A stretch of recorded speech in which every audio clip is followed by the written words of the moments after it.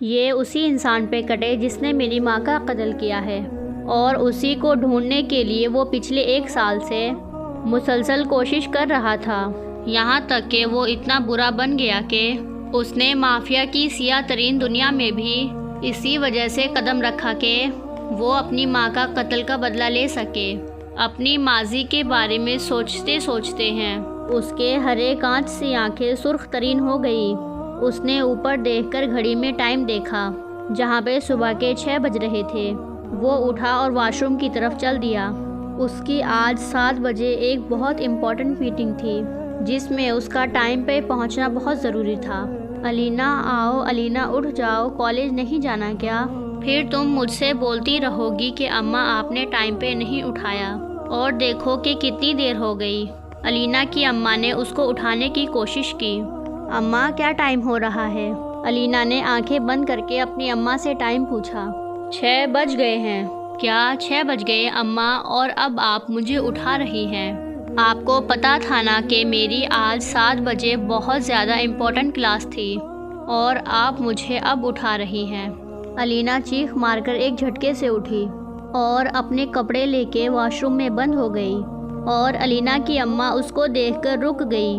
اور بس پھر کیا ہونا تھا، الینا فٹ سے تیار ہوئی، کالج کا یونیفارم پہنا، باہر آئی، اپنے بال بنائے اور دوپٹہ سلیقے سے سیٹ کیا، اور باہر آ کے اپنی ماں کے ساتھ ناشتہ کر کے گھر سے نکل گئی۔ وہ پیدل ہی اپنے کالج کی طرف جاتی تھی، کیونکہ اس کا کالج زیادہ دور نہیں تھا، اور ویسے ہی ان کے پاس اتنے پیسے نہیں ہوتے تھے کہ وہ کسی بس یا پھر کسی رکشے میں جا سکتی۔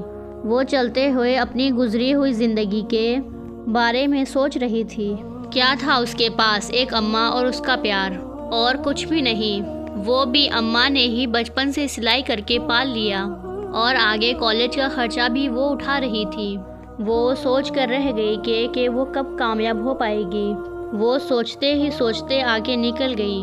وہ جانے کب وہ جیسے ہی رکی اور روڈ پار کرنے کے لیے آگے بڑھی تو بے دھیانی میں اس کا پیر اٹک گیا، اور پیچھے سے آتے ہوئے گاڑی نے اس کو ٹھوک دیا، اور وہ دور جا کے گری۔ اس کی ہتھیلیاں اور اس کی کونیاں بری طریقے سے چھل گئی تھی، اور اس کے ماتھے سے بھی خون نکل رہا تھا، اور آنسو اس کی آنکھوں سے جاری تھے۔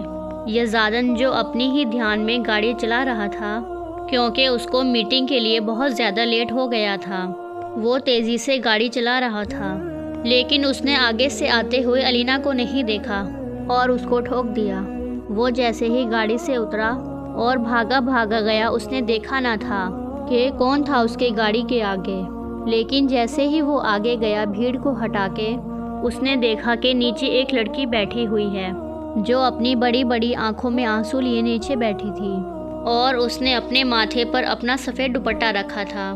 اس نے دیکھا کہ اس کے ہاتھوں کی کونیاں بھی بری طریقے سے چھل گئی تھیں، اور اس کے پاؤں پہ بھی چوٹ لگ گئی تھی۔ اس نے جیسے ہی بولا کہ ٹھیک ہے آپ، یزدان نے کہا۔